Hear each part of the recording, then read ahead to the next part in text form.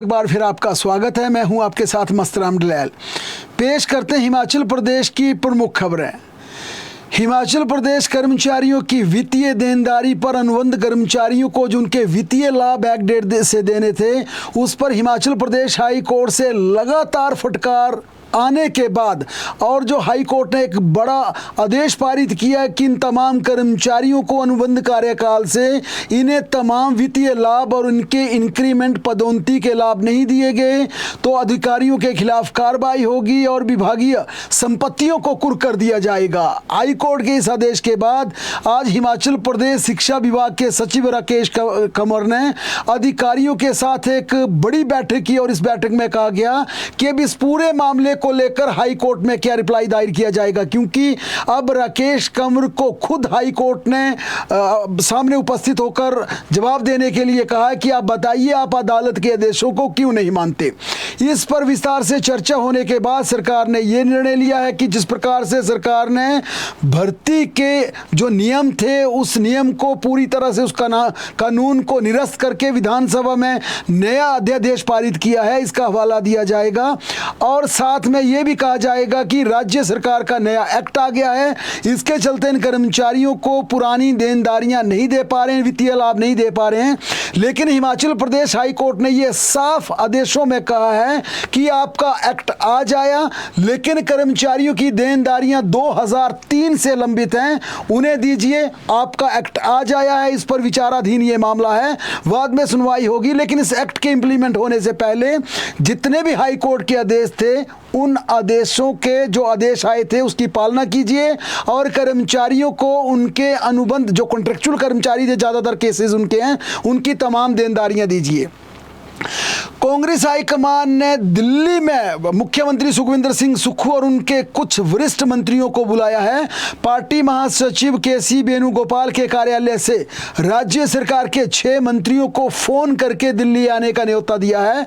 इसमें मुख्यमंत्री सुखविंदर सिंह सुक्खू के अलावा डिप्टी सीएम मुकेश अग्निहोत्री, कृषि मंत्री प्रोफेसर चंद्र कुमार, स्वास्थ्य मंत्री धनीराम शांडिल, उद्योग मंत्री हर्षवर्धन चौहान और शिक्षा मंत्री रोहित ठाकुर के नाम शामिल हैं।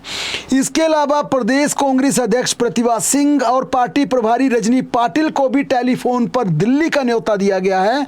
मुख्यमंत्री सहित इन सभी मंत्रियों को पार्टी नेताओं को 4 अगस्त को दिल्ली आने का न्योता दिया गया है। संभावना जताई जा रही है कि कुछ और मंत्री व पार्टी नेताओं को भी दिल्ली से आने का कॉल आ सकता है, लेकिन अभी तक इन तमाम नेताओं को फोन आया है।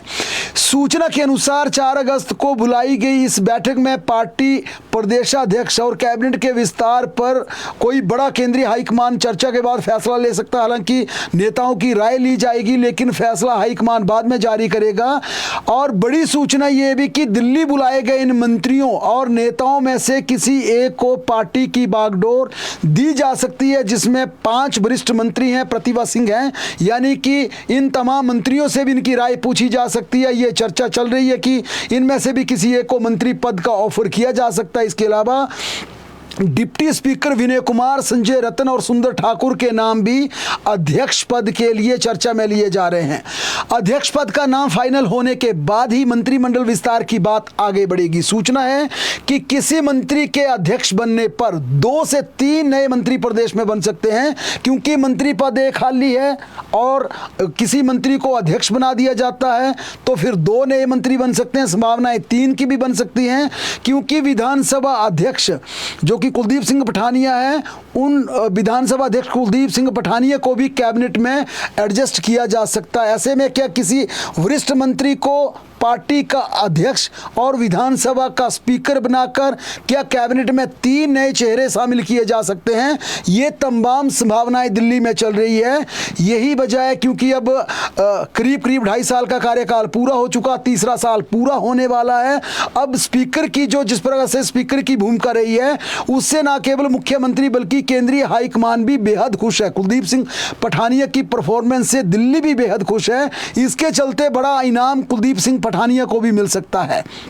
और इन तमाम दावेदारियों में अगर नए मंत्री बनते हैं तो नए मंत्रियों में भी अगर कुलदीप सिंह पठानिया का नाम आता तो उनका भी मंत्री पद में शामिल होना तय, जो कि हमने आपको समीकरण बता दिया। दूसरा, अगर स्पीकर के पद से कोई छेड़छाड़ नहीं होती, कुलदीप सिंह पठानिया स्पीकर बने रहते हैं, तो सुंदर ठाकुर और संजय रतन ये प्रमुख दावेदार मंत्रिमंडल के होंगे। लेकिन पहले पार्टी अध्यक्ष पर फैसला होगा, जो लंबे समय से पिछले 9 महीनों से कांग्रेस की सुई अटकी अध्यक्ष पद पर, उसका फैसला होने के बाद ये तमाम बातें आगे बढ़ेगी। दिल्ली में इस बैठक के बाद सीएम के चंबा दौरे पर पूरी तरह से सस्पेंस है। हालांकि मुख्यमंत्री का चंबा दौरे को लेकर शेड्यूल जारी कर दिया। इसके अनुसार सीएम सुक्खू कल दिल्ली से सीधे चंबा जाएंगे। यहां पर अंतर्राष्ट्रीय मिंजर मेले के समापन अवसर में शामिल होंगे। इस दौरान लोगों की समस्याएं सुनेंगे और अगर ऐसा हुआ तो परसों यानी 4 अगस्त को मुख्यमंत्री कांगड़ा के रास्ते होते हुए फिर दिल्ली वापस जाएंगे।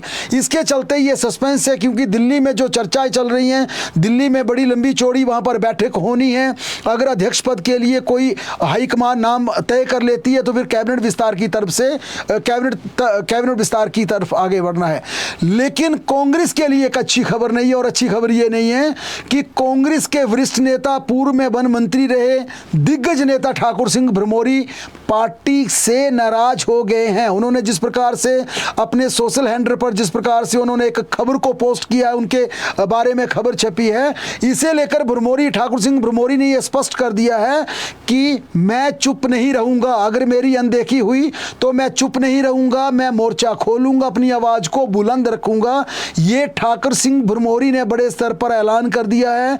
उन्होंने ये बात सुझा दी है कि अगर पार्टी में मेरी अनदेखी चलती रही तो मैं खामोश बैठने वाला नहीं हूं। जाहिर तौर पर मुख्यमंत्री चंबा जाएंगे और चंबा मिंजर का दौरा करेंगे, और ठाकुर सिंह भरमौरी का सीएम के इस दौरे से पहले इस तरह का कहना कई संकेत दे रहा है। लेकिन फिर भी कहेंगे कि मुख्यमंत्री का मिंजर में जाना अभी तक पूरी तरह से फाइनल नहीं है। आज शाम या कल सुबह तक ये पूरी तरह से उनका टूर फाइनल हो सकता है। लेकिन भरमौरी का जो एक बयान आया है वो संभवतः एक बड़ा बयान यहां पर हो सकता है। अगली खबरों का रुख करें तो हिमाचल प्रदेश में अब जिस प्रकार से धीरे धीरे जिस प्रकार की अब बातें आगे बढ़ रही हैं, मुख्यमंत्री लगातार दिल्ली में बैठकें कर रहे हैं। इसी बीच मुख्यमंत्री ने बीती शाम को भी केंद्रीय पर्यावरण एवं वन एवं जलवायु परिवहन मंत्री भूपेंद्र यादव से मुलाकात की। सीएम सुक्खू ने केंद्रीय मंत्री से जमीन गंवा चुके आपदा प्रभावित परिवारों के पुनर्वास के लिए 1 बीघा भूमि आवंटित करने की अनुमति का आग्रह किया।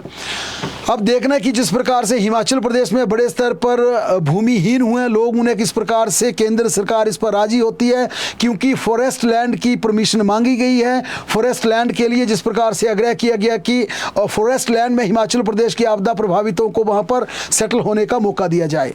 अगली खबर का रुख करें तो राज्य सरकार ने विधानसभा मानसून सत्र के चलते हिमाचल प्रदेश के कर्मचारी व अधिकारियों की छुट्टी पर 2 सितंबर तक रोक लगा दी है। इसके लिए शिक्षा विभाग ने अलग से नोटिफिकेशन जारी कर दिया, दूसरे कई विभागों ने लिखित आदेश जारी कर दिए और इसमें साफ कहा है कि इस बार लंबा सत्र होगा। इसके चलते अफसरों के न केवल अनावश्यक टूर की अनुमति रद्द कर दी जाएगी, बल्कि कर्मचारियों को फिलहाल संडे को छोड़कर दूसरी छुट्टियां भी नहीं दी जाएगी। प्रदेश में पंचायत और नगर निकाय चुनावों का बिगुल बज चुका है। स्टेट इलेक्शन कमीशन ने पंचायती राज और नगर निकाय चुनाव के लिए मतदाता सूची करने का प्रोग्राम जारी कर दिया। इसे लेकर राज्य निर्वाचन आयोग के सचिव ने आदेश जारी कर दिए हैं।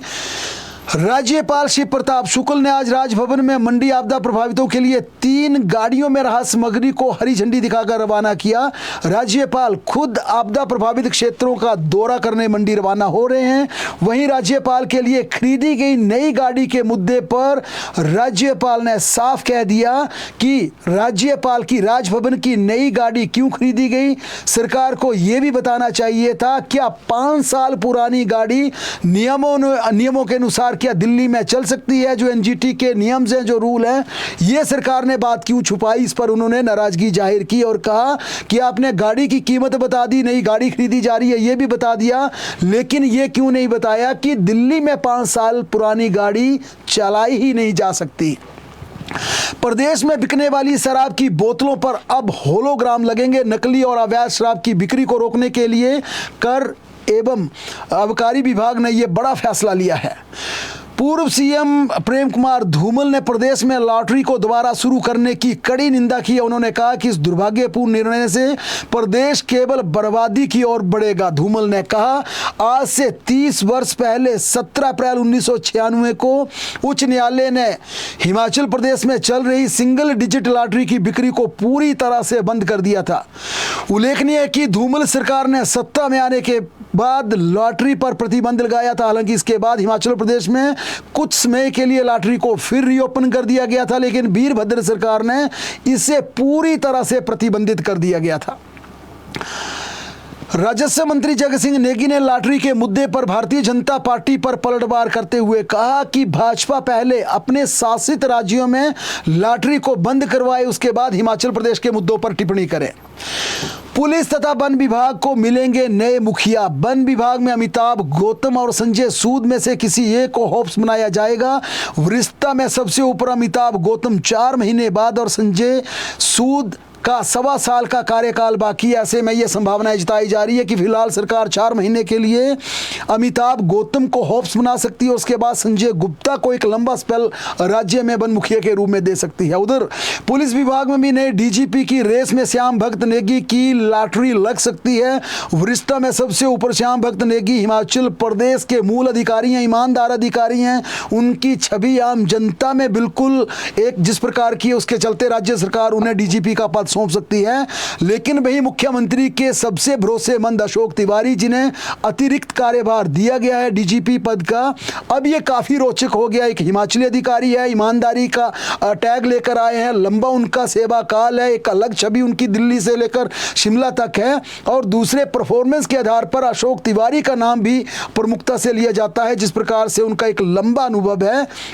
लेकिन हिमाचल प्रदेश को 30 सितंबर के बाद नया चीफ सेक्रेटरी मिलेगा, क्योंकि प्रबोध सक्सेना की 6 माह का सेवा विस्तार 30 सितंबर को पूरा हो जाएगा और 1 अक्टूबर को हिमाचल प्रदेश को नया चीफ सेक्रेटरी मिलेगा। और इसके लिए additional chief secretary revenue Kamlesh Pant का नाम अब सबसे ऊपर आ गया। यानी जो कमलेश पंत पहले सीएस की रेस में काफ़ी पीछे चल रहे थे, अब ताज़ा घटनाक्रम के बाद कमलेश पंत मुख्य सचिव की रेस में सबसे ऊपर आ गए। हालांकि वरिष्ठता में बिजली बोर्ड के चेयरमैन संजय गुप्ता को नजरअंदाज करना राज्य सरकार के लिए आसान नहीं होगा। इसके चलते ये काफी दिलचस्प होगा कि चीफ सेक्रेटरी प्रबोध सक्सेना के बाद हिमाचल प्रदेश का नया चीफ सेक्रेटरी कमलेश पंत या फिर संजय गुप्ता बनेंगे।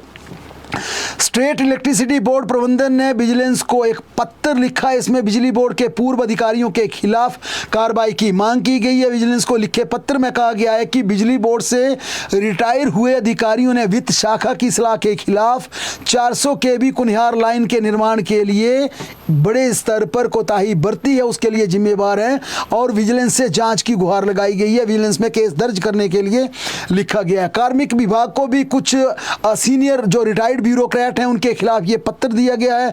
उनके खिलाफ कार्रवाई के लिए कार्मिक विभाग में भी समय चिट्ठी पहुंच गई है। एपीएल राशन कार्ड धारकों के आटे के कोटे में इस माह कटौती हो गई है। एपीएल आयकर दाताओं परिवारों को आटे के कोटे में 1 किलो की कटौती की गई है और इस महीने 13 किलो आटा ही इन तमाम राशन कार्ड धारकों को मिलेगा। राज्यपाल श्री प्रताप शुक्ल ने आज राजभवन में आयोजित गरिमामयी समारोह में डॉक्टर पवनेश कुमार को लोक सेवा आयोग के सदस्य के रूप में पद और गोपनीयता की शपथ दिलाई। कोर्ट कचहरी की बात करें तो हिमाचल प्रदेश हाई कोर्ट ने एचपीयू पर कोर्ट के आदेशों की अवमानना पर कड़ी फटकार लगाई है। एचपीटीडीसी के कॉर्पोरेट ऑफिस को शिमला से धर्मशाला शिफ्ट करने की राज्य सरकार की अधिसूचना पर हाई कोर्ट ने स्थगन आदेश जारी करने से साफ इनकार कर दिया है। सुप्रीम कोर्ट ने हिमाचल प्रदेश में आ रही प्राकृतिक आपदाओं पर तल्ख टिप्पणी करते हुए कहा है कि समय रहते नहीं सुधरे तो हिमाचल प्रदेश का नाम दुनिया के मानचित्र से गायब हो जाएगा। सर्वोच्च न्यायालय ने हिमाचल के पर्यावरणीय विनाश और अनियंत्रित विकास पर गहरी चिंता व्यक्त की है।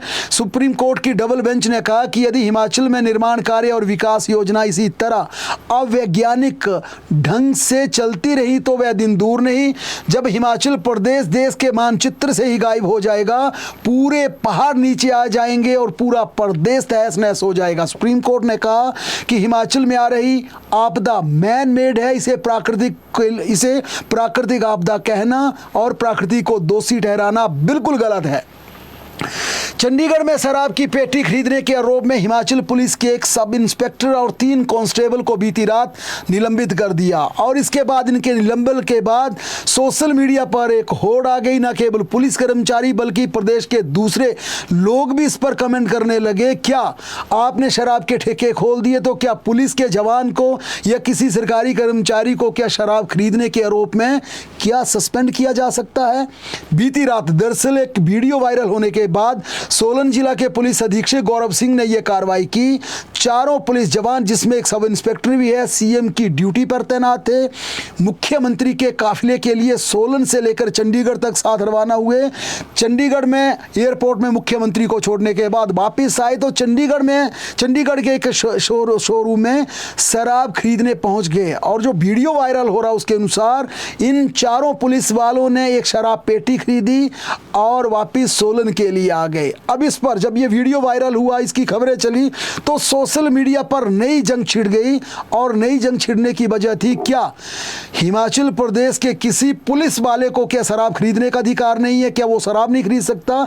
लेकिन इस पूरे मामले पर जब हमारी एसपी से बात हुई तो 3 ऐसे ऑफेंस बताए कि इस मामले में पुलिस वालों को सस्पेंड किया गया है। पहला, पुलिस कंडक्ट रूल कहते हैं कि कोई भी वर्दीधारी शराब की दुकान पर जाकर शराब नहीं खरीद सकता। और इसके पीछे वजह बताई कि जब कोई पुलिस वाला पुलिस यूनिफॉर्म में ठेके में शराब खरीदने जाएगा तो सेल्समैन के आधे होश वैसे फाख्ता हो जाएंगे और पहले वो पैसे लेने से कतराएगा, लेगा भी तो पूरा दाम नहीं देगा। इसके चलते ये नियमों में प्रावधान है कि कोई भी पुलिसधारी, कोई भी वर्दीधारी अपनी वर्दी के दौरान शराब के ठेके में जाकर शराब नहीं खरीद सकता। नंबर 1।